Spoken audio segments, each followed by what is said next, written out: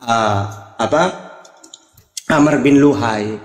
Lalu dia pergi ke Sam, di sana itu ada penyembah berhala. Lalu Amr bin Luhai ini mengatakan, kenapa kalian menyembah berhala? Oh iya, kalau kami meminta apapun dikabulkan. Pas Amr bin Luhai ini pulang diberi hadiah berhala. Mau dia. Pas bawa ke Arab, orang Arab nanya, apa ini? Tahulah orang-orang di sana itu menyembah ini. Katanya kalau minta apa-apa dikabulkan. Akhirnya orang Arab tertarik. Nah disitulah awalnya ada berhala di Arab itu. Akhirnya mereka banyak membuat berhala-berhala. Tapi mereka tahu Tuhan itu Allah. Gitu. Nah terus berhala-berhala ini diberi nama. Lata, Uzza, Manat gitu. Gak ada satu berhala pun, gak ada nama Allah itu, gak ada. Bahkan orang Quraisy ya, ketika mereka ditanya, mereka kan menyembah berhala. Ketika ditanya, wala in sa'altahum man khalaqas samawati wal arda wa sakhkhara syamsa wal qamar la yaqulanna Allah. Wahai orang Quraisy, siapa yang menciptakan langit dan bumi? Mereka jawab, Allah. Apa kamu menyembah berhala? Lata, Uzza, Manat. Ya, kami menyembah berhala ini sama dengan menyembah Allah pelantara gitu. Sama seperti orang Kristen itu loh ya. Kamu tahu kan Yesus mengatakan Tuhan yang benar itu Allah. Kenapa kamu mentuhankan Yesus? Iya pelantara. Menyembah Yesus sama dengan menyembah Allah. Nah ini seperti pagan Quraisy ini. Jadi orang Quraisy itu tidak pernah menyembah berhala terus namanya Allah, gak ada. Karena Allah itu mau orang Nasrani, mau orang apapun, apa Allah itu? Ismun ala datil khaliq. Nama pencipta. Ya betul Bang. Artinya gini, di Koma Kristen ini kan mereka ini kan menggorengnya artinya jika kita masuk ke Koma Kristen kan begitu katanya. Ini agama-agama dari berhala gitu, yang masuk anak. Jadi jalannya balik. Coba berhala yang mana namanya Allah? Yang mana? Coba tanya gitu. Gini Bang, kalau kita berkonsep ke sana, saya kan data-data kurang nih. Saya mau ngasih analoginya saja bahwasanya memang dikarenakan konsep Allah itu sudah ada sejak Nabi Adam itu, makanya mereka itu selalu percaya kepada Allah. Gitu. Itu artinya. Jadi jangan dibilang bahwasanya sebelum Quran turun dengan Muhammad baru ada Allah. Artinya meniru-niru agama pagan. Itu maksud saya Bang. Jadi coba memberikan analogi kepada Kristen, bukan Islam yang memakai nama Allah itu agama pagan, tapi karena agama Allah itu sudah ada sejak Nabi Adam. Sudah diperkenalkan Nabi Adam. Nabi Adam itu beranak pinak sampai ke Nabi Ibrahim juga cucunya Adam, cicit-cicitnya Adam, mengenal dengan agama Tuhannya. Cuman ada yang mempleset-plesetkan menjadi anak Allah lah, anak dewa lah, anak inilah. Tapi konsepnya Allah itu yang kuasa, tetap mereka pakai itu saya bilang. Intinya berarti agama Islam ini kembali meluruskan dengan Quran.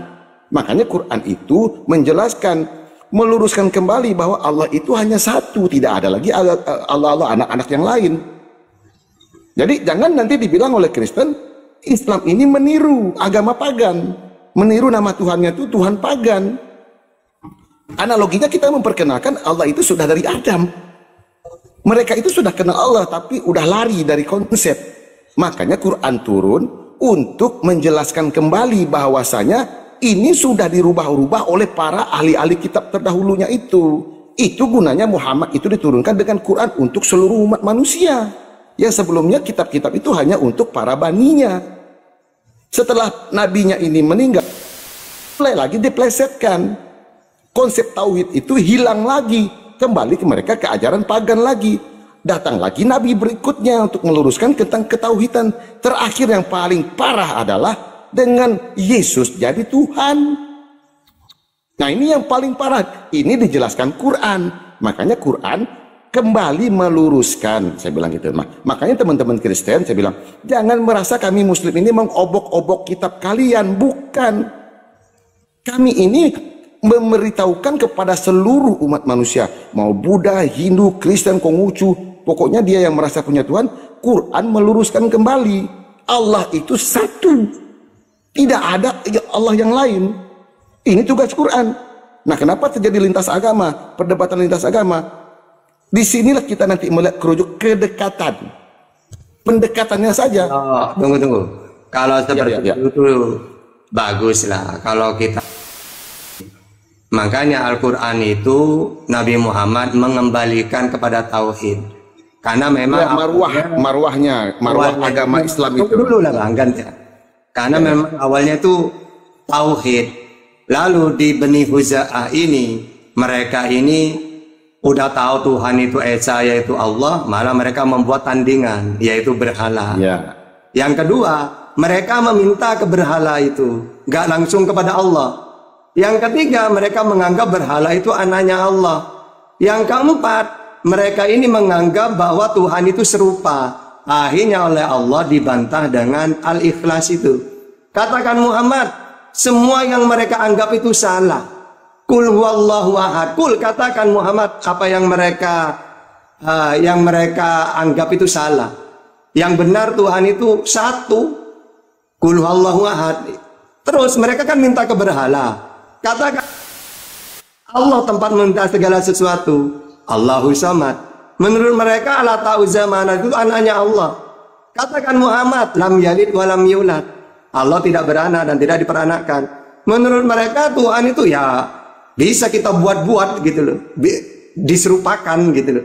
Makanya walam yakullahu kufuwan ahad. Nah, ini semua Al-Ikhlas itu kan sebenarnya untuk menolak apa yang ada di dalam keyakinan orang Quraisy gitu. Ya, nah dikembalikan. Kalau nggak salah Bang di surat Toha juga ya, itu kan jelas ya, surat Toha nggak salah ya. Iya, ndak. Kalau surat Al-Ikhlas itu memang ada itu kan hanya akulah Allah apa? Ya apa surat Toha ini apa ini pasti?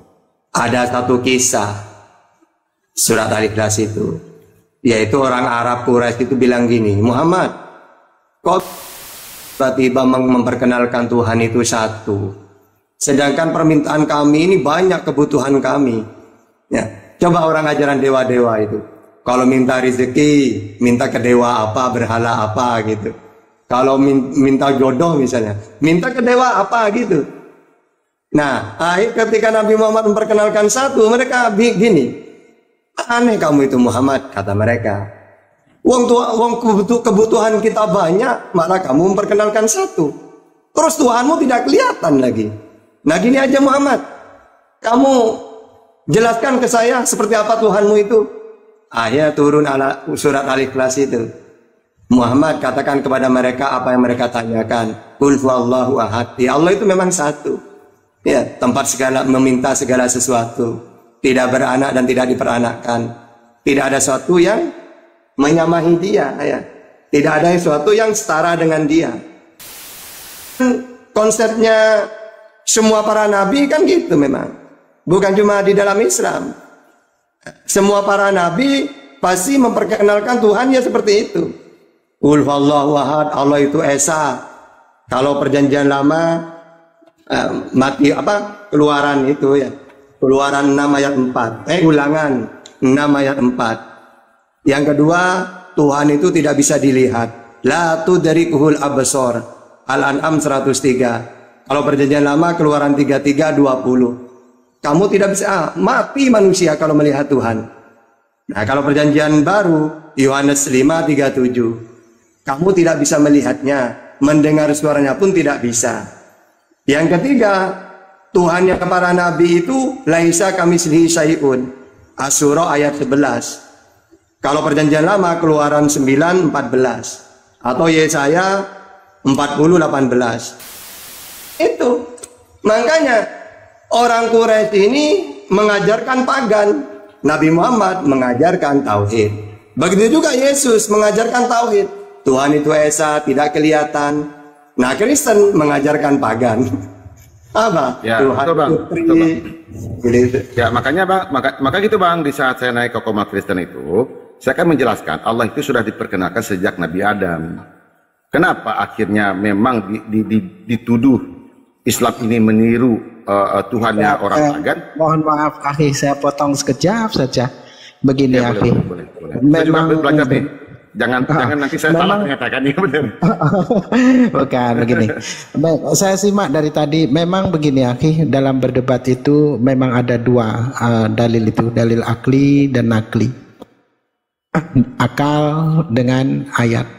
Kalau hanya akal saja, dalil nakli seperti yang tadi itu, seperti yang Akhi sampaikan tadi, itu hanya akan membuat blunder, malah Akhi akan dibuat marah sama mereka, malah akan dibuat emosi kalau hanya itu saja yang disampaikan. Maka hendaklah Akhi ketika berdebat itu sisipkanlah ayat sedikit-sedikit. Kalau tidak tahu, googling apa yang pernah diucapkan oleh orang-orang Kristen ataupun umat Islam sebagai senjata ketika ayat itu disampaikan, maka diingat. Nah setelah itu ketika ini ada, pernah aku teringat terkenang ayat ini ketika Akhi Zuma atau Akhi Tahta atau Ustadz Sugi atau yang lainnya membantah ucapan ini dengan ayat ini, aku pernah dengar, coba dicari, dicari lalu itu. Memang belajar kristologi itu memang gak susah gampang memang. Nah, artinya bukan remeh, memang agak susah, memerlukan waktu lama juga kalau kita kurang susah ya. Maka dari itu Akhi, antum kalau secara narasi bagus ya, secara narasi suara antum rupawan, besar tapi ngebas ya, besar tapi lembut, bagus. Tinggal ini saja, antum belajar ayat-ayat saja yang dimana baca saja Bible itu, tidak ada dosa juga kok, karena memang bertujuan untuk untuk keilmuan kristologi, tidak masalah. Kalau ini dibahas sampai kiamat pun kita malah jadi blunder di tempat kita sendiri. Kita sudahi saja ya. Nah Akhi nanti ini saja dah, kalau berdebat sama mereka, pokoknya Akhi ingat saja ayat-ayat yang menusuk bagi mereka. Ayat-ayat mati lah setidak-tidaknya. Ayat-ayat mati itu artinya ayat-ayat yang kontradiksi, yang mereka tidak mampu menjawab, sudah dapat dipastikan tidak dapat mampu menjawab, itu ayat-ayat mati. Saya rasa itu saja Akhi. Oke, monggo silakan Ustaz Tata. Akhi yang otan itu naik aja lah. Iya, naik aja sini. Ayo Sarendra, kamu takut naik ke atas? Enggak, ini pada baik sini, enggak galak. Ustaz Tata sama paling baik dia. Itu takut ke kitabnya sendiri biasanya. Iya. Aduh. Karena saya sering mengatakan, ingat ya, musuh terbesarnya Otan kitabnya sendiri gitu. Takut dari. Ini ada aku ini lagi Aziza. Saya pernah juga ada berjalan tambah. Ya, saya juga pernah dalam diskusi dengan Kristen itu tentang Tuhan itu, kan saya tanya, bagi kalian sendiri di Kristen, Yesus itu ada sejak kapan? Gitu loh. Jadi kebetulan mungkin karena tidak main data, tidak main dalil, jadi cuma main di analogi saja gitu loh. Sejak kapan? Itu nanya kan Bapak. Ada yang mau nanya? Oh iya nih. Oh, coba. Islamnya adekku ini si Aziza. Ya udah biarin sementara. Assalamualaikum warahmatullahi wabarakatuh. Waalaikumsalam warahmatullahi wabarakatuh. Hai semuanya, Bang Nabi. Aku turun dulu satu ya. Terus Tata. Ya, waalaikumsalam. Bang Musa. Kamu tadi pergi nggak izin aku, Dek? Maaf, tadi kepental tadi. Oh, belum. Kepental. Kepental. Nah, begini. Aduh, mau ngomong nih. Begitu. Ustaz Tata. Assalamualaikum. Iya, tanya apa? Kabar. Rayu dia Ustaz. Ustaz, itu dia kok. Ustaz Tata, apa kabar? Alhamdulillah baik. Alhamdulillah. Ustaz Tata masih ingat Ajija nggak?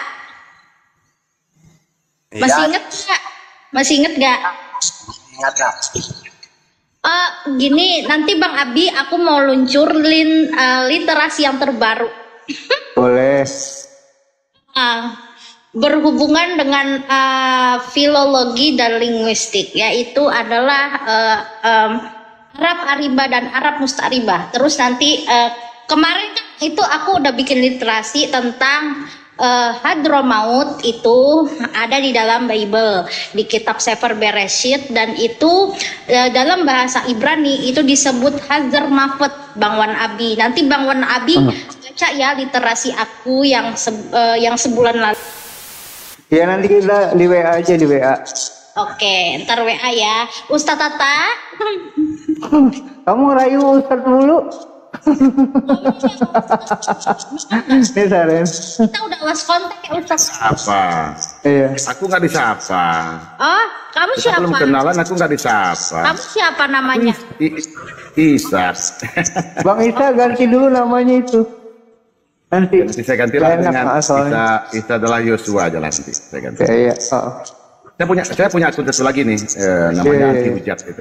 Ada Anti Hujat. Bentar ya Bang Isa, bentar. Ustadz Tata, kok aku dicuekin sih? Ustadz Tata, buka dong. Kasihan dulu. Udah lupa sama aku, Ustadz Tata. Ya, jujur, lu mandi dulu, tidur sana. Berisik lu. Ini ada Sarendra. Kamu diskusi sama Sarendra aja deh. Nih, Dek. Berani nggak, Dek? Hai, selamat sore Sarendra. Ya, selamat pagi. Kami di sini Pagi. maklum lah. Jam berapa? Emang di mana tuh dia Bang Abi? Tanyalah. Emang bahasa Renda tinggal di mana? Kok di sana Dekat-dekat nggak punya rumah kakak. Oh, berarti kamu tinggalnya di planet Merkurius dong? Dia di sebelah Yesus dia, Dek. Bukan planet Merkurius. Perbatasan langit dan bumi. Iya, tahu. Di planet kan? Bukan. Ada. Tanya deh Tuhannya manusia apa tuh? Manusia apa Tuhan deh? Tanya deh. Tuhan kamu manusia apa? Abi. Apa? Ya udah lanjut aja Sarendra, lanjut sama dia. Emang kan manusia bodoh. Iya udah jelaskan lah. Ayo. Jelasin dong. Iya, karena gini ya, kami Kristen itu tidak pernah menyembah manusia yang menjadi Tuhan, itu aja dulu. Tetapi orang Kristen, bahkan seluruh umat Kristen mayoritas dunia mengakui Yesus Allah datang seperti manusia, bukan datang manusia yang dituhankan, melainkan Tuhan menjadi manusia. Itulah kesempurnaan Allah, kami membuktikan kemahakuasaannya seperti itu. Loh, tapi kan Yesus di situ diakui sebagai utusan, bukan sebagai Tuhan. Kamu baca dong di Yohanes. Asik. Lanjut. Baca Yohanes berapa, Dek? Pasal 7 nomor 3. Oh iya tuh baca. Assalamualaikum jadi Oni. gini, bentar, aku gak banyak waktu. Jadi Iya. gini, dia bukan hanya sekedar utusan. Kalau Anda membaca Bible, di sana Tuhan Yesus selalu klaim, bahkan semua banyak gelar dia di sana.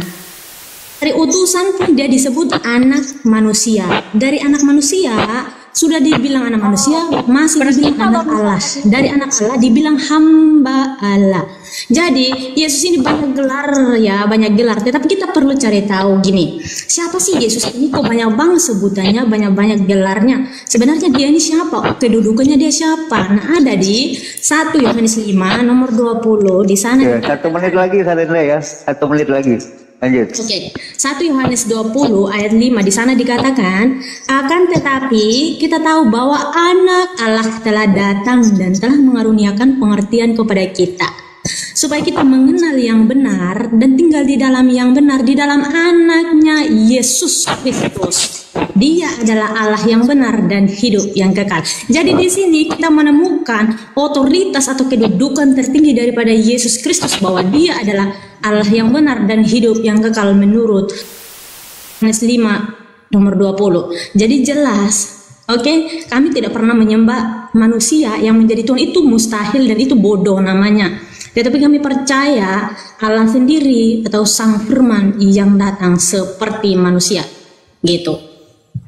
Berarti kalau misalkan Yesus itu jadi manusia, oh berarti kalau misalkan Firman menjadi manusia, berarti aku juga bisa jadi Tuhan dong. Gimana sih? Kan Nah, ini mustahil.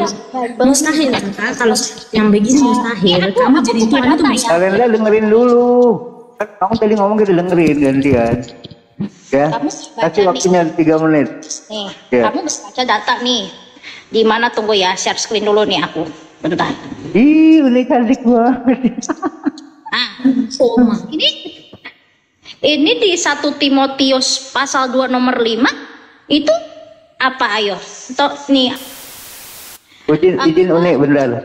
Allah wala syafi'a bainahu wa baina linnasi ilal insan al-masihu Isa. Sebab hanya ada satu Tuhan dan satu perantara antara Allah dan manusia, yaitu manusia Isa al-Masih. Nah, berarti di sini Yesus mengaku sebagai perantara, bukan sebagai Tuhan. Di sini Oke, sudah ya, sudah. Jadi di situ bukan Yesus sendiri yang berkata, ingat. Di situ bukan perkataan Yesus sendiri. Di situ ditulis oleh Paulus, di mana di Timotius itu dijelaskan bahwa ketika dia turun ke dalam dunia, betul dia disebut anak manusia, bahkan gelarnya pun dia disebut anak manusia. Saya setuju, bro. Bahkan ketika bukan hanya di situ saja, Matius 4 nomor 10 pun di situ gelarnya sebagai hamba Allah, dari anak manusia anak Allah, dia pun memiliki gelar sebagai hamba Allah. Itu dulu yang kalian cari tahu. Kan kalian jangan memframing, mengambil hanya sebuah kata di mana Yesus berkata dia utusan, di mana Yesus berkata dia hamba Allah, di mana Yesus dia berkata sebagai anak manusia. Jangan, tetapi cari tahu siapa Tuhan Yesus ini gitu. Makanya di 1 Tesalonika 6 nomor 16 kalau gak salah, dialah satu-satunya yang tidak takluk akan maut, bersemayam di dalam terang yang tak terhampiri. Jadi Siapa itu, Kak Sarenda? dikomparasi di Yohanes 1 ayat 9. Kak Terang yang tak Sarenda. terhampiri itu, sebentar Bun. Terang yang tak terhampiri itu Yohanes 1 ayat 9. Terang yang sesungguhnya turun ke dalam dunia. Jadi pas di situ. Kak Udah ya, Sarenda, Sarenda gantian ya. Ya, silakan nih. pertanyaannya dalam 1 Timotius 6:16 itu siapa yang tak terhampiri, yang tidak mati itu siapa? Yesus. Yesus mati nggak? Di situ dikatakan dia satu-satunya yang tidak takluk akan maut. Satu-satunya itu maksudnya apa? Coba jelaskan apa arti satu-satunya.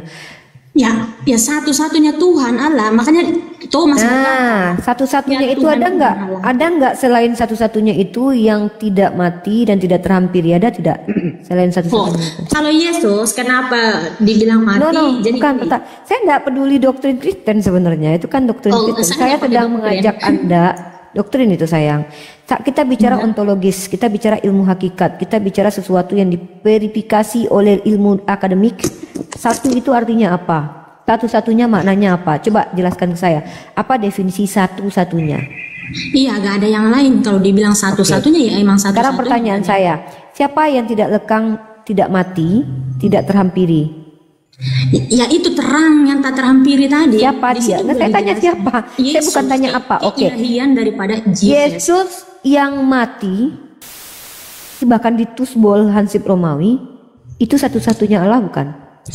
Ya jadi gini Bunda, jadi gini, kenapa Yesus dibilang mati? Karena Aduh, ketika dia turun saya ke gini dalam loh, dunia, saya bentar, itu Bu, doktrin nanti bisa- Anda, bentar. sister. Dia Mau alasan Yesus karena ini itu bukan Nggak itu ada pertanyaan potong, saya. hanya dipotong. Pertanyaan saya, satu-satunya siapa? Yesus. Yesus mati bukan? Mati. Lalu apa? Dengarin Loh, dulu ketika saya menjelaskan. Kita kenapa tidak harus bicara mati. doktrin Kristen di sini. Saya nggak bawa doktrin doktrin. Kristen. Oke, makanya saya ajak Anda bicara ontologis. Apa definisi satu-satunya? Ya satu-satunya gak ada yang lain. Masa Nah, siapa satu-satunya yang tidak pernah mati? ya Tuhan Yesus. Yesus mati nggak? Oh mati dalam daging, betul. Anda sedang membantah argumentasi sendiri, Mbak. Ya, bukan. Anda sedang Makanya bertengkar dengan sebentar logika saya Anda. menjelaskan, Bu. Satu-satunya yang tidak mati Dengarin siapa? dulu ketika saya Yesus. menjelaskan. Yesus Dengar- mati. Dengarin. Kenapa dibilang mati? Karena terpisah Loh, dari daging darah. Tapi saya nggak peduli mau alasan dia mati karena dia pengen bunuh diri, itu bukan urusan saya. Saya nggak nanya dia mati kenapa. Orang-orang mati di sana. Mana Makanya peduli saya dia mau mati kenapa? Mau mati karena dia suka-suka psikopat urusan Kenapa dia. dia- Saya peduli dia mati Karena kenapa? sebagai manusia, Yang saya tanya adalah Karena harus membunuh. yang satu-satunya tidak mati itu siapa? Yesus. Yesus mati tidak mati. Lalu bagaimana Anda mau menjelaskan yang satu-satunya tidak mati itu tapi mati. Ya udah, tetap Tuhan turun dalam alam maut.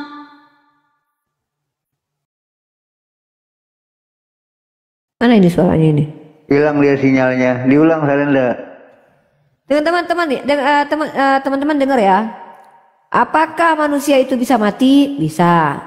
Lalu siapa yang tidak pernah bisa mati? Manusia. Mati aja lah, berantem aja lah kalian sama otak kalian sendiri. Nggak ikut-ikut aku. Serius. Nggak ikut-ikut aku. Apa arti satu-satunya? Ya nggak ada yang lain. Siapa satu-satunya yang tak mati? Yesus. Bapak mati nggak? Enggak loh, katanya satu-satunya. Jaringan saya. Satu-satunya. Jadi Sarenda, yang saya bicarakan dengan Anda ini tidak ada kaitannya dengan doktrin kekristenan. Tidak ada. Mau kalian bilang ayam itu bebek, mau bilang kaki Umi Rifa ini adalah tangan, mau bilang upil ini adalah itu, mau bilang gigi adalah mata, itu urusan kalian. Nah, itu kan framing. Tapi kami umat Islam tidak sudi menerima logika yang cacat. Ya, tidak sudi ya udah. Pertanyaan saya, kami ya memang tidak sudi, ini penyesatan. Loh, bukan memang kenapa? Saya bertanya, yang disebut satu-satunya definisinya apa? Tidak ada yang lain. Nah, sekarang saya tanya, yang tidak mati, saya tidak mau lari dari topik.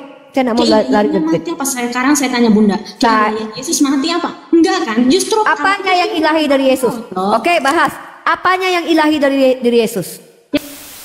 Dari sumbernya di mana Bapak dia datang sebagai saya tidak tanya dari mana keilahian Yesus, saya tanya apanya yang ilahi dari Yesus. Nah, kenapa Yesus dibilang Allah sebelum dia datang sebagai manusia?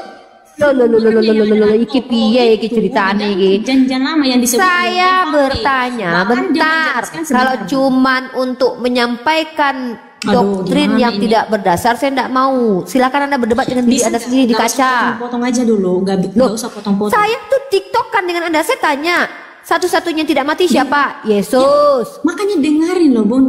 Yesus mati tidak? Mati. Buka Yohanes 1 ayat 9 sampai ayat 10 di situ. Lalu siapa Tuhan Yesus di situ? Kamu akan tahu. Makanya tanya bahwa siapa Yesus menurut Yesus? Tunjukkan kepada saya sekarang.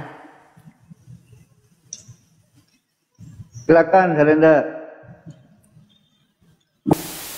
Cara dipotong mulu sama bundanya. Iya udah kamu. Bicara itu yang penting, bukan yang penting bicara. Bicara tuh yang penting.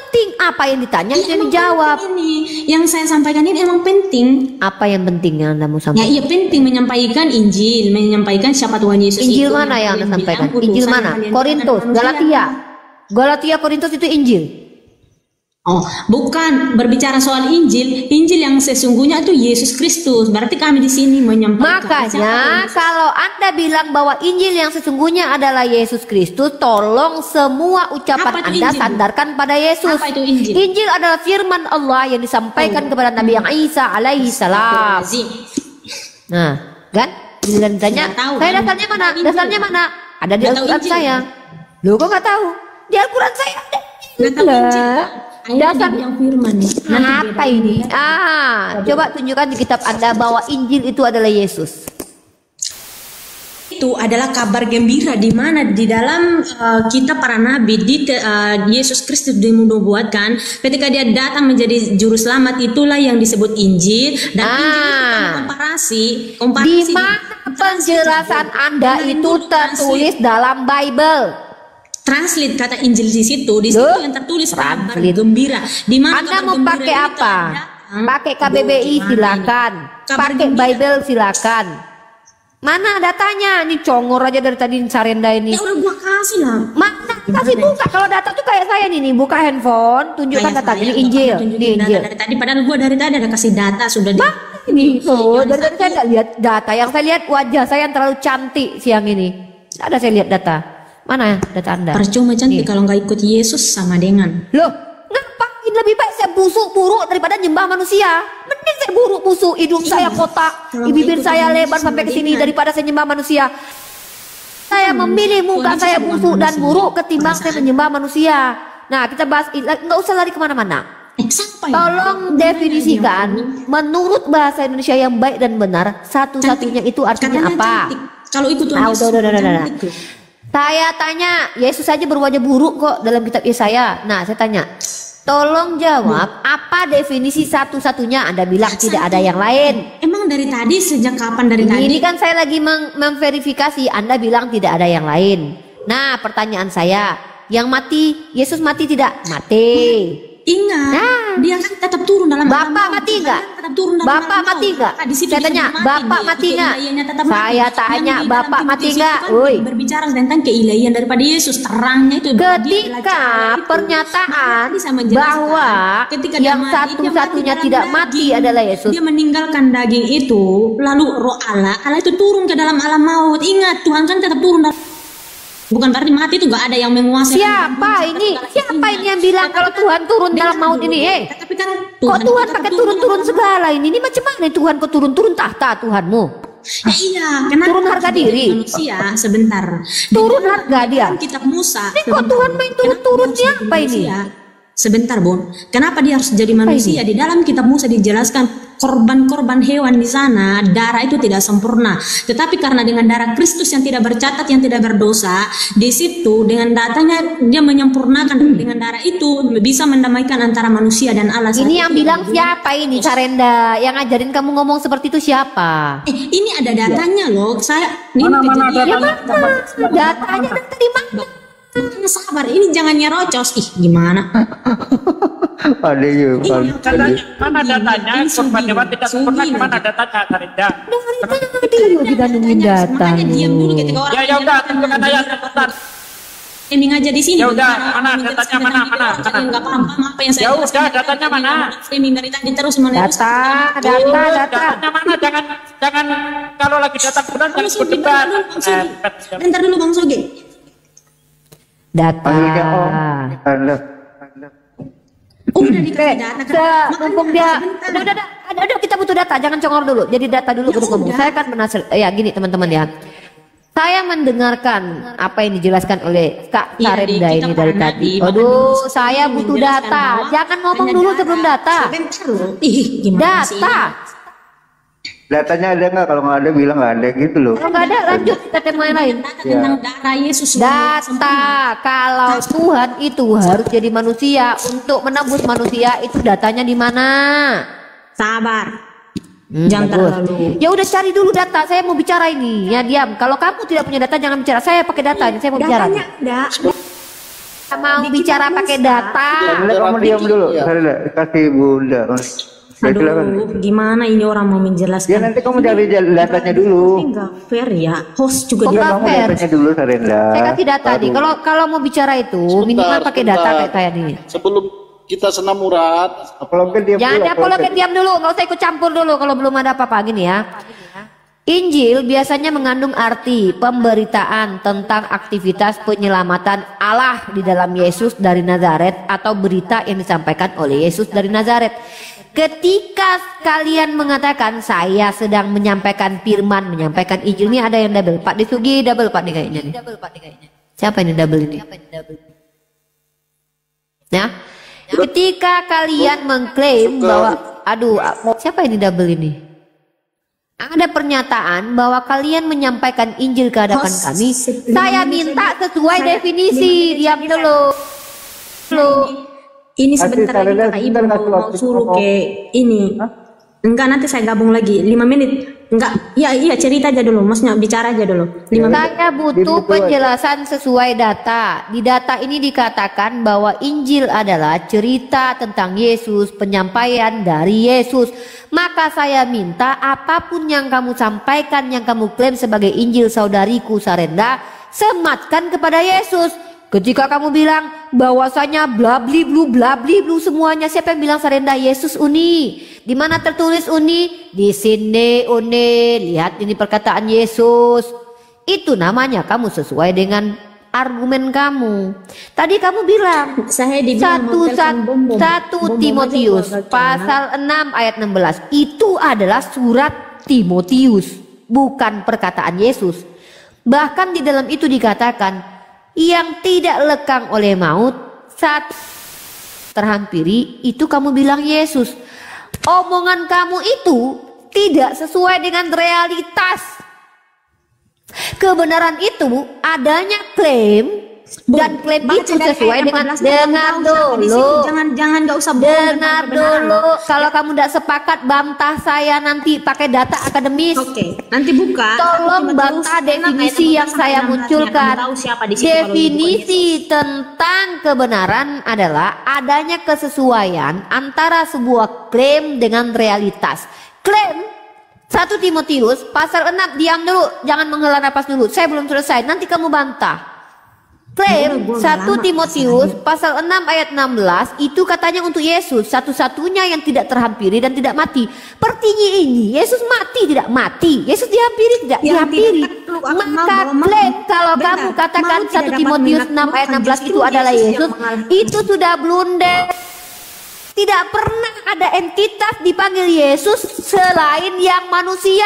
Udah dulu ya, aku menjelaskan, udah dulu. Kalau ada satu entitas yang bukan manusia, baik dia adalah roh, baik dia adalah firman, yang pernah dipanggil Yesus, kau tunjukkan datanya sekarang adikku. Jangan kau tipui kami hidup umat Islam dia. Nggak ada yang tipu. Jangan saya tipui. menyampaikan kebenaran. Penipu itu namanya. Bicara tanpa data itu namanya penipu.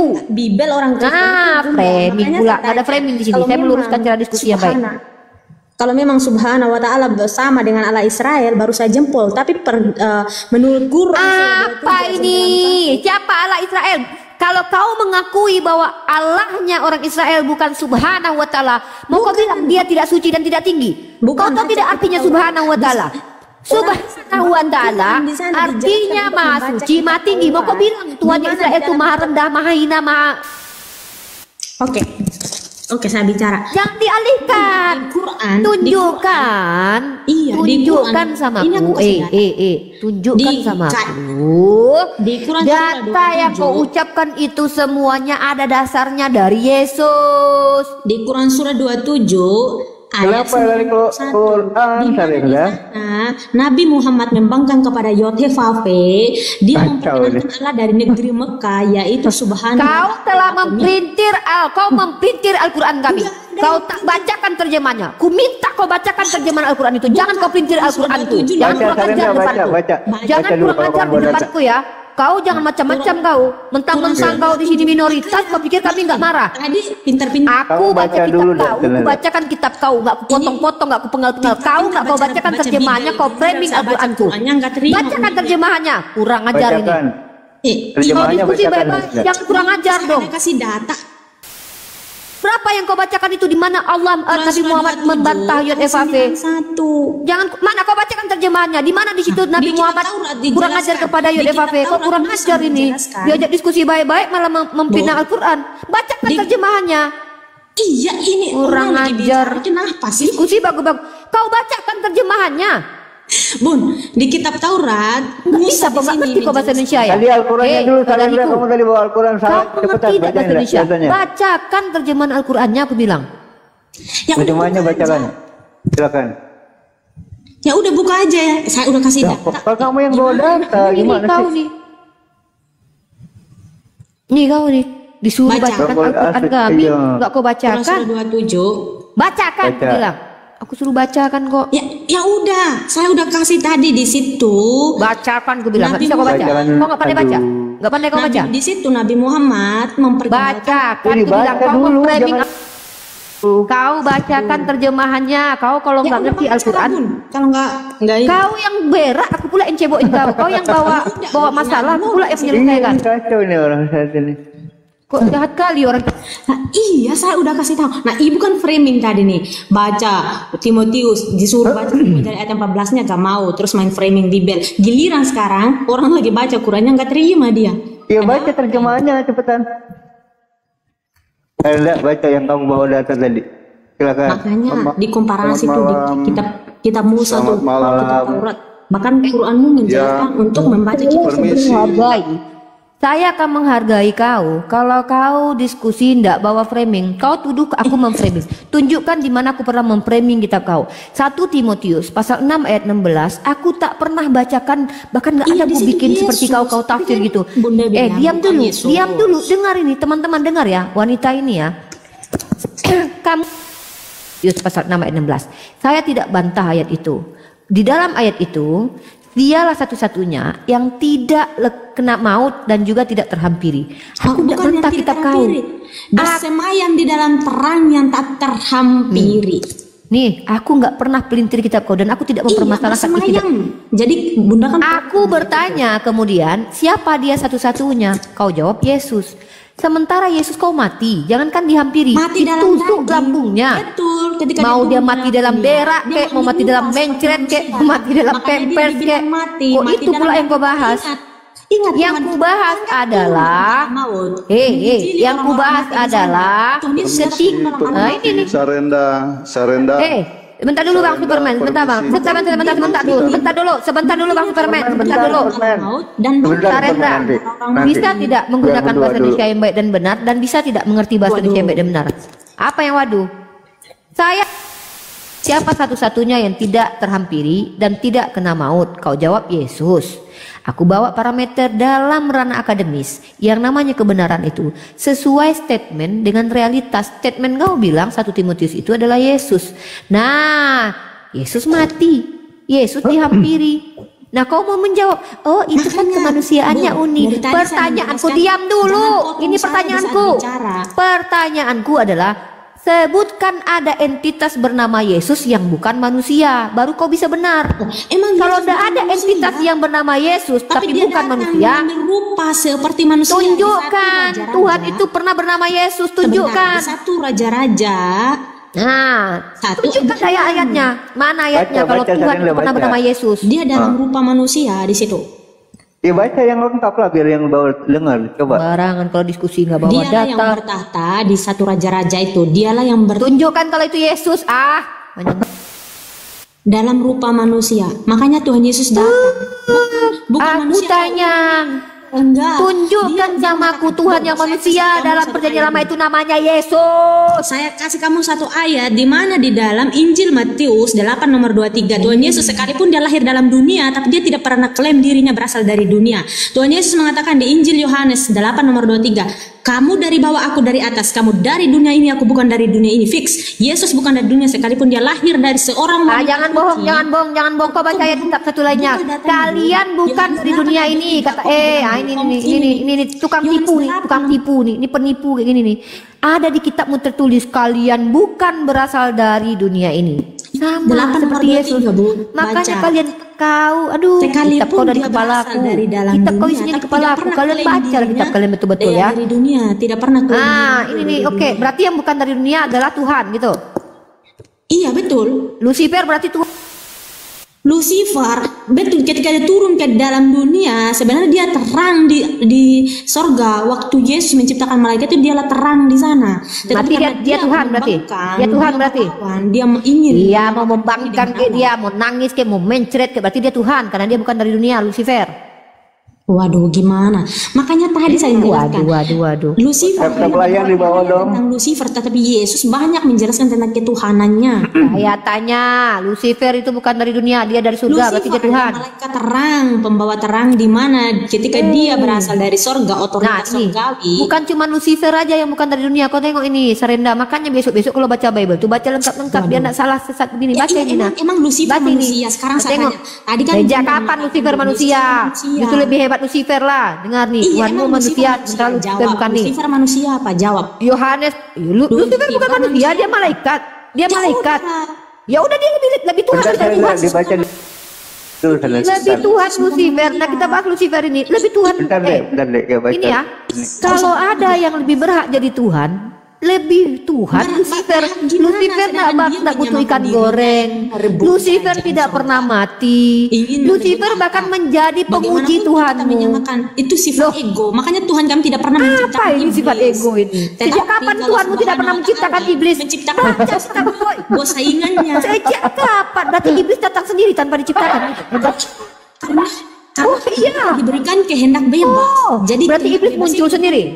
Iblis muncul sendiri. Tapi kalau Subhanahu wa Ta'ala menciptakan iblis, berarti itu membuat saingannya sendiri. Kan gitu. Apa ini? Tuhan kami tidak. Kalau Tuhan menciptakan iblis berarti membuat saingannya sendiri. Memangnya di agamamu Tuhan bersaing sama iblis? Apa ini Sarenda? Cuma di kitabmu aja Tuhan bersaing dengan iblis. Subhanahu wa Ta'ala menciptakan iblis.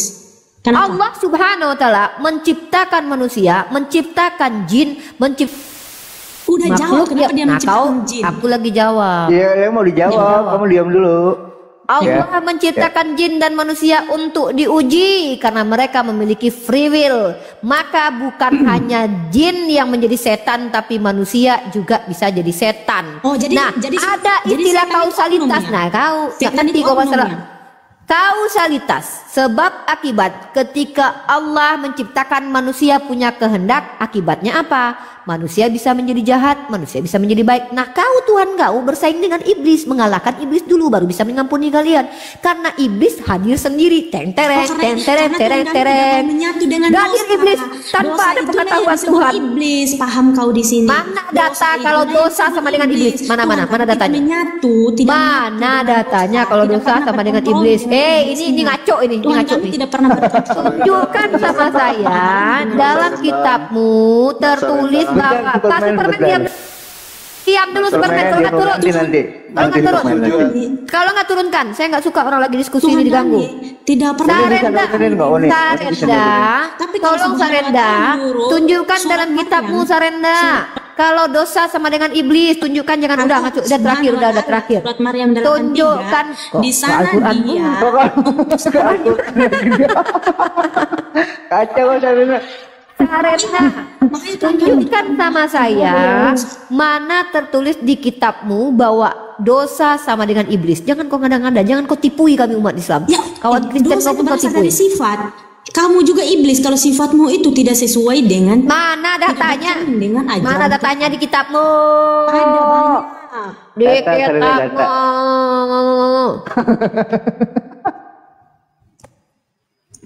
Iya, makanya saya bilang mana di kitabmu datanya Sarenda. Dia akan mendengarkan omong kosong.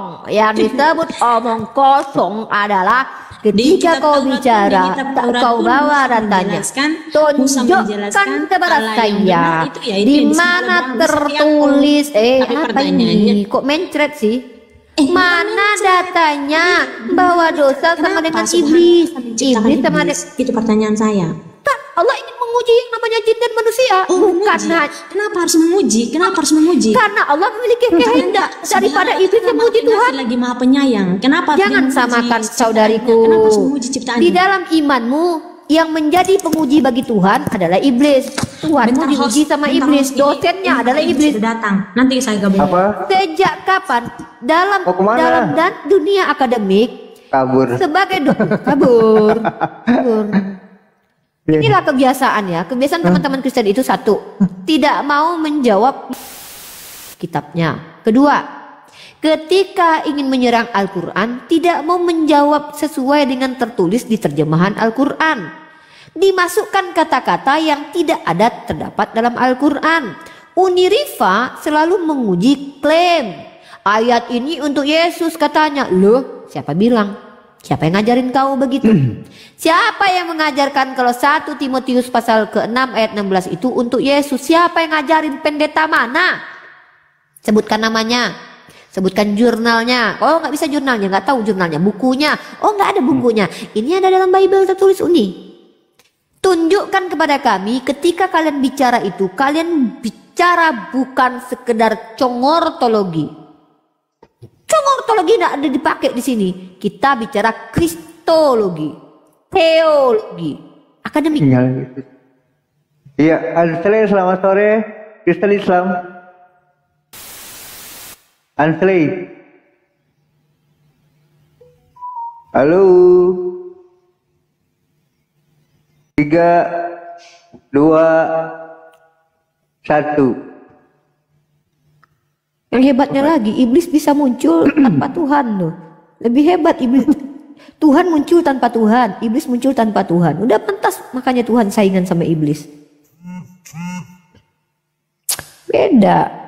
Apapun di dunia ini diciptakan oleh Allah Subhanahu wa taala, tidak ada satupun yang luput dari pantauan Allah. Karena Allah adalah Tuhan yang menaungi segala sesuatu.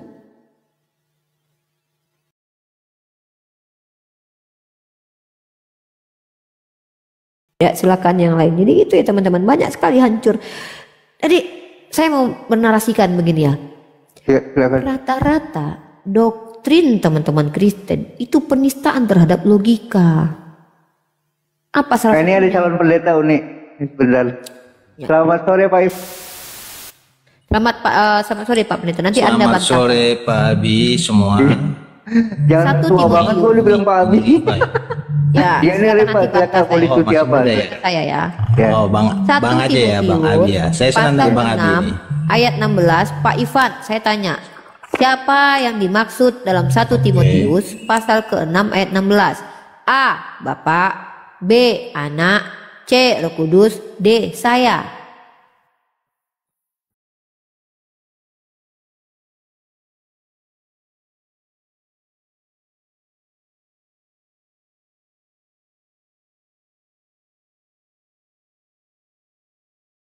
Mana ini? Mana ini? Lihat data dia Uni. Ya. Tolong dijawab. 1 Timotius pasal 6 ayat 16. Siapakah di situ yang dikatakan satu-satunya yang tidak mati dan satu-satunya yang berada di tempat terang yang tak terhampiri? A. Bapak, B. Anak, C. Istri, D. Mama, E. Pembantu, F. Pak Desugi, G. Bang Zuma. Siapa kira-kira? Iya. Ini tujuan. Silakan Pak. Halo, bisa suara saya Ya. didengar Abi? Bisa, mantap. Lanjut. Oke, ini Ya. kita oke, makasih. Saya senang dengan Abi ini moderatornya agak-agak ini ya. Apa Host saya Pak, namanya? host. Fair lah mainnya. Oke, jadi gini, ini Unilifa ya. Unilifa ini tolong kita bahas diskusi yang baik-baik Bu ya. Jangan Ibu bilang tadi ada Zuma, kan tidak ada. Saya Zuma bertanya, Jadi kita Pak, siapakah Ya, yang dimaksud? betul.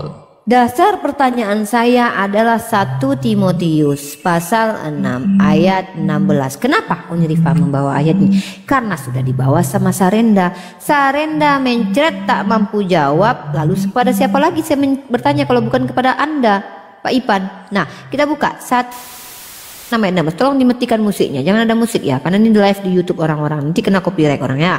Nah, mari kita baca ini. Nah, ini coba Anda baca ini. Di sini tertulisnya begini. Dialah satu-satunya yang tidak takluk kepada maut, bersemayam dalam terang yang tak terhampiri. Seorang pun tak pernah melihat dia, dan memang manusia tidak dapat melihat dia. Baginya lah hormat dan kuasa yang kekal. Amin. Siapa satu-satunya ini? Satu-satunya ini siapa? A. Bapak, B. Anak, C. Saya, D. Mama, E. Bang Zuma, F. Pak Desugi. A. Bapak. Kata Sarenda tadi Yesus. Mana yang betul? Nah, Ibu tanya Sarenda apa tanya saya? Nah, inilah kenapa saya tanya kalian semuanya, karena kalian beda-beda jawabannya. Sang Yesus, Anda bilang Bapak, besok Kang Dito bilang saya katanya. Mana yang betul kalian ini? Makanya Sekarang aku Ibu bilang tanya siapa? banyak kali kalian tipui Ibu tanya siapa? umat Islam. Sarenda tadi Kok anu, tipui? Sarenda tadi Wanes masalahnya. Jadi kalau di Sarenda bilang Yesus, Anda bilang Bapak. Kita Pertanyaan saya diskusi Bang Ipan. Bu antara kita Ini Ibu kan sama diskusi saya. nih. Saya diskusi nih. Iya, jadi Nah, kalau dengarkan dulu diskusinya, ini diskusi nih. Sarenda bilang gini, Sarenda bilang Yesus, Anda bilang Bapak. Anda percaya tidak kalau Bapak itu adalah Yesus? Nah, coba. percaya? Nah, berarti yang mati di tiang salib itu adalah Bapak. Ya. Oh, Bapak yang tidak terhampiri, yang tidak pernah dilihat itu mati. Persepsi Anda dari mana melihatnya? Lah, kalau begitu dari siapa fisiknya, satu-satunya ya tadi? Satu-satunya yang tak mati itu adalah Bapak. Lah, tiba-tiba Bapak adalah Yesus. Yesus mati. Lah, siapa yang satu-satunya ini sekarang? Sekarang, oke, boleh saya bicara? Lah, dari tadi kan saya lagi tanya ini. Kita TikTok aja. Enggak, ini kan Unilifa kan lagi bicara. Saya nggak mau menyela. Saya ada aturan, ada tata krama. Waktu Anda bicara saya pun tidak Saya menyela kok. bertanya. Silakan kita TikTok. Oke, sekarang boleh saya bicara? Ya, oke, sekarang saya bicara ya. Di Yohanes ada tertulis, firman itu telah menjadi manusia dan diam di antara manusia. Firman itu adalah Bapa itu sendiri. Jadi yang saya tanyakan, siapakah firman yang telah menjadi manusia itu? Apakah dengan Tuhan menjadi manusia terus surga itu kosong? Apakah itu pemahaman bahwa mengenai Tuhan itu ada seperti manusia, kalau dia pergi ke daerah lain berarti kosong dong di tempat asalnya? Kan tidak seperti itu Tuhan. Nggak tahu kalau Tuhan saya tidak seperti itu, tidak dibatasi waktu dan ruang. Silakan tanggapi. Aduh, sepertinya kacau Anda mau kali tanggapi. nih. Sejak kapan Anda itu? Kacau. Anda bilang Tuhan Anda tidak dibatasi ruang dan waktu. Yesus itu bukan cuma dibatasi ruang dan waktu. Dia ada di dalam rahim yang adalah ruang dan 9 bulan yang adalah waktu. Bahkan fase kehidupannya dibatasi semuanya dalam ruang dan waktu. Umurnya 33 tahun ketika menjadi seorang ditasbihkan atau dibaptis oleh Yohanes. Kok Anda bilang dia tidak dibatasi ruang dan waktu? Itu akan saya jelaskan kemudian. Anda menjelaskan, penjelasan Anda itu bertentangan dengan realitas. Nanti jelaskan. Tapi tadi Anda ingin saya ngomong dan jawab. Ini saya ngomong. Oke. Ya, Anda bilang Tuhan saya itu tidak dibatasi ruang dan waktu. Tiba-tiba Anda bilang Yesus adalah Tuhan. Loh. 9 bulan Yesus dikandung, itu waktu. 9 bulan 33 tahun itu waktu. Bumi adalah ruang. Tidak punya. Dibatasi dia di rumah, dibatasi dia di mana di Yesus lahir? Yerusalem. Tempat tidak itu? Tempat. Yesus dibatasi ruang. Ruang apa? Bumi. Anak mahkotanya apa? Yerusalem. Sebelumnya di mana? Dalam rahim, dalam segumpal selaput yang ada di dalam perut seorang wanita. Itu adalah ruang, bro. Itu Tuhan di situ. Lalu berani-beraninya Anda bilang Tuhan Anda tidak ada di ruang dan waktu, tidak dibatasi ruang dan waktu. Hehehe.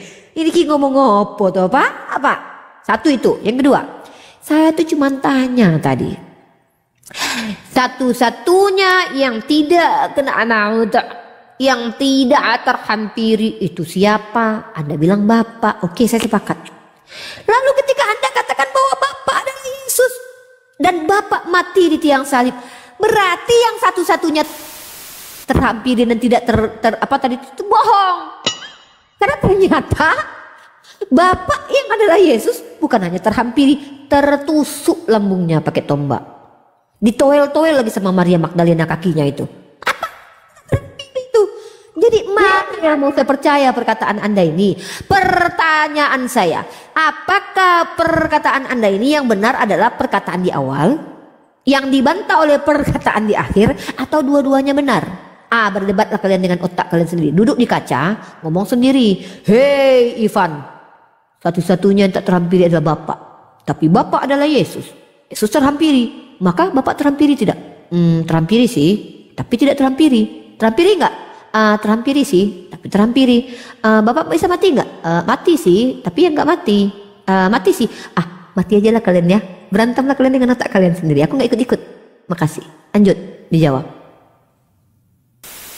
Oke, terima kasih waktunya. Jadi saya jelaskan, Tuhan itu dalam bentuk Yesus. Tadi kita sudah bicara juga Pak Abi di depan tadi sebelum saya turun tadi, atau saya diturunkan nggak tahu lah. Jadi mengenai Yesus itu adalah Tuhan yang menjadi manusia, oke? Dalam bentuk Yesus memang dia ada keterbatasan waktu dan ruang, betul kata Ibu. Tapi yang saya bilang tadi Tuhan, Bu, Tuhan dalam bentuk Tuhan dia sendiri, bukan dalam bentuk Yesus manusia. Nah sekarang seperti Anda, misalnya Anda meyakini Allah. Bentuknya seperti apa? Apakah dibatasi oleh waktu dan ruang? Jangan jawab dulu ya. Apakah nanti saya kasih kesempatan seperti Ibu kasih kesempatan kepada saya. Apakah dibatasi waktu dan ruang? Ya kan? Nah jadi Tuhannya itu, Tuhan kami itu tidak dibatasi waktu dan ruang. Itu yang saya maksud tadi. Tapi kalau dalam wujud sebagai manusia, ya jelas dia terbatas di dalam kandungan 9 bulan, 33 bulan, tak berapa bulan. Jelas terbatas, dan itu pun Yesus pernah bilang, kerajaanku bukan berasal dari bumi ini. Nah, apa maksud dia kerajaan bukan dari bumi ini? Coba Ibu jawab. Terima kasih. Kerajaan yang dijelaskan oleh Yesus itu adalah tentang surga. Bukan itu poinnya. Anda lari. Anda mengatakan bahwa Tuhan saya yang berbentuk Yesus memang terbatas ruang dan waktu. Maka argumen Anda yang mengatakan Tuhan tidak terbatas ruang dan waktu itu sudah hancur, Pak Bambang, salah Pak Ivan. Dengar nih pakai logika nih. Tuhan tidak terbatas ruang dan waktu. Iya, tapi Tuhan yang berbentuk Yesus terbatas ruang dan waktu. Apa ini?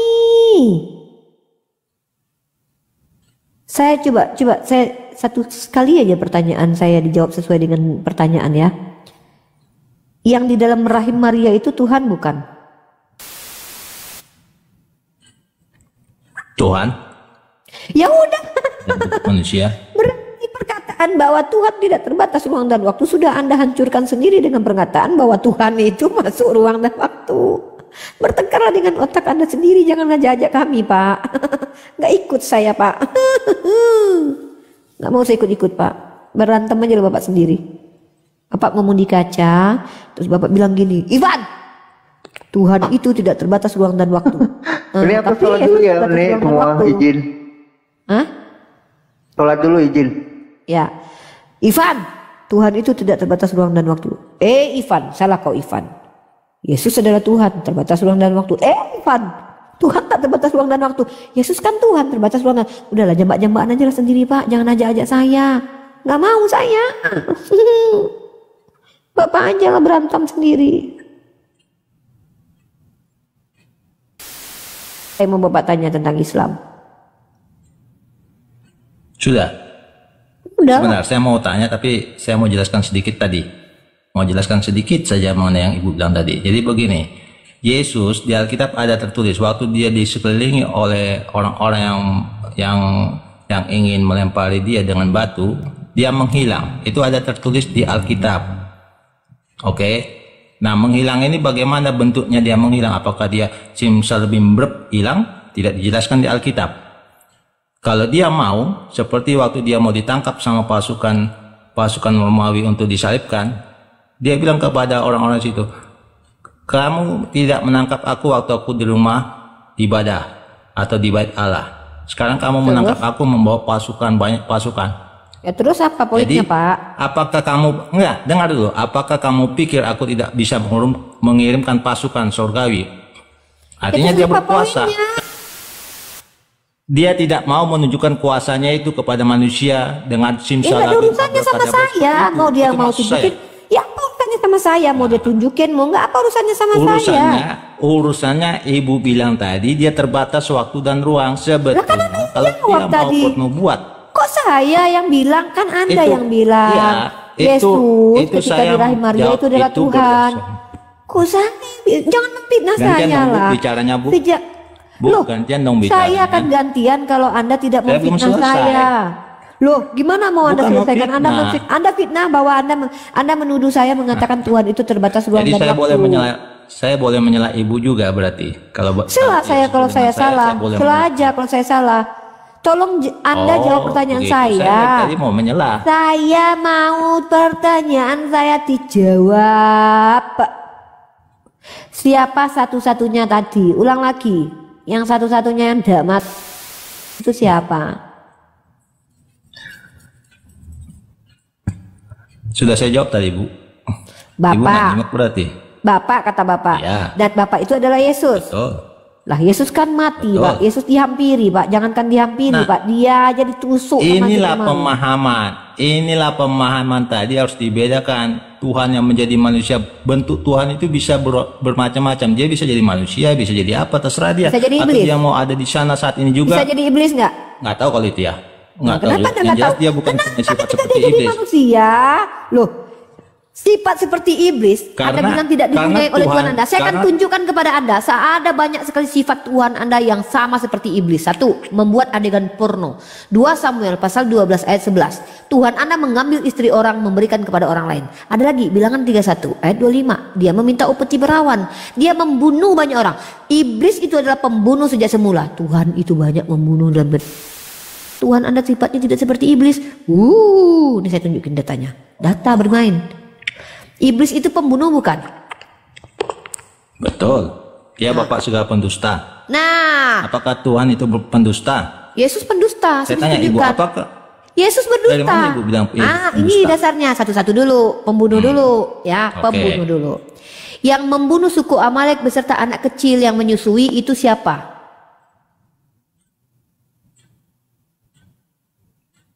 Ibu tunjukkan ayat Alkitabnya aja, jadi bukan omongan saya supaya Yang saya membunuh, jangan salah. oke, yang membunuh suku Amalek beserta anak kecil yang menyusui itu siapa? Anda tidak mampu jawab. Di kitab Anda tertulis itu adalah pekerjaan Tuhan. Nah, ya, sorry, ini yang jelas banget nih. Tuhan Anda pembunuh itu ada nih. Bentar ya. Nah, ini dia. Nah ini ya, kamu baca ini. Kalau Tuhanmu adalah, kalau iblis pembunuh berarti Tuhanmu juga tidak boleh pembunuh. Kalau Tuhan pembunuh dan iblis pembunuh berarti sifatnya sama. Kita menyamakan sifat Tuhan dengan iblis dulu. Nih saya buktikan kalau sifat Tuhan kamu sama dengan iblis. Nah saya tanya nih. Tetapi yang dilakukannya itu adalah jahat di mata Tuhan. Maka Tuhan membunuh dia juga. Ini Tuhan membunuh nih. Tuhan membunuh nggak nih? Makasih. Tuhan membunuh nggak? Jawab Tertulis dulu. di situ, Ibu kan bisa baca. Berarti Anda mau menyatakan bahwa iblis dengan Tuhan sama sifatnya atau tidak? Tidak. Loh. Katanya iblis itu punya sifat sekarang pembunuh. Sekarang gini, Tuhan Bu. pembunuh. Sekarang Tunggu dulu. begini. Tunggu dulu. Oke. Ketika lanjut, iblis punya sifat pembunuh tidak?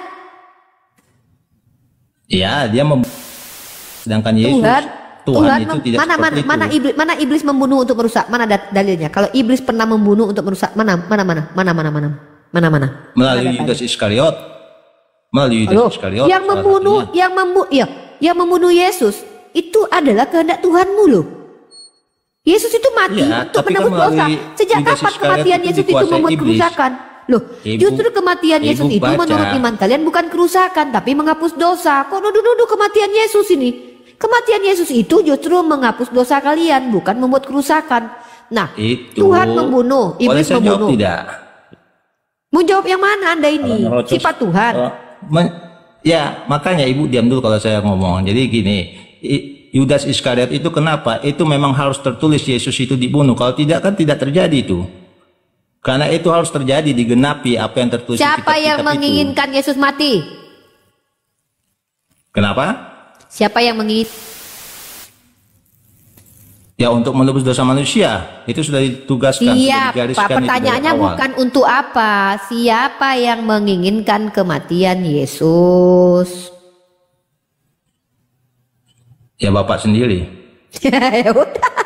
Jangan nyala-nyalahin Yudas Anda. Bapaknya yang pengen bunuh dia. Kok Anda nyala-nyalahin Yudas? Berterima kasih Anda kepada Yudas. Gara-gara Yudas itu Yesus bisa mati. Keinginan Tuhan Anda itu dijalankan oleh Yudas. Ini ibarat kata ya, pembunuh berencana. Kepalanya adalah siapa? Siapa? Bapak. Pengeksekusinya adalah Yudas. Harusnya itu Yudas dapat apresiasi karena menjalankan rencana Bapak. Gitu. Saya ketawa mendengar Ibu bicara. Bukan begitu alurnya. Diri Anda, Pak. Anda mengimani bahwa Yudas Iskariot itu adalah seorang penjahat karena gara-gara dialah Yesus mati. Padahal yang dilakukan Yudas itu akibatnya adalah dosa. Dan yang dilakukan oleh Yudas apa yang Bapak inginkan selama ini. Bapak menginginkan anak mati dan terjadi karena Yudas. Harusnya Bapak berterima kasih kepada Yudas. Kok malah tiba-tiba Yudas dikatakan jahat? Ini biji mana ini, Pak?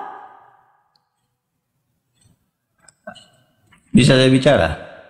Silakan. Oke. Itu dari awal kan Adam jatuh ke dalam dosa karena iblis. Tunjukkan ya. Itu Adam jatuh karena dosa karena iblis. Aduh, ini saya tidak suka ini kalau di Kejadian. Bacakan Pak ayatnya, Pak.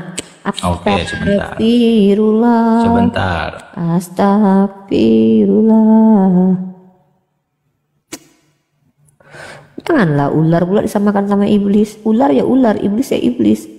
Udah sama aja manusia sama Tuhan, ular sama iblis, hewan ternak sama aja sama iblis. Heran saya. Minum teh lah saya dulu kalau gitu. Bentar lagi maghrib nih. Teman-teman jangan lupa nanti saya dengan pendeta Christine ya membahas tentang konsep ketuhanan guys di room API Jawa Timur. Bismillahirrahmanirrahim. Sebentar lagi sholat maghrib.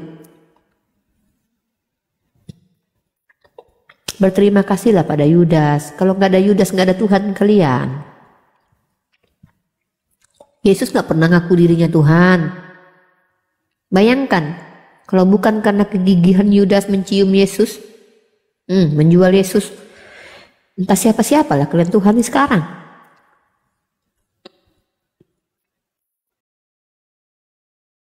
Monggo Pak Desugi, Bang Musa, Bang Handi, dan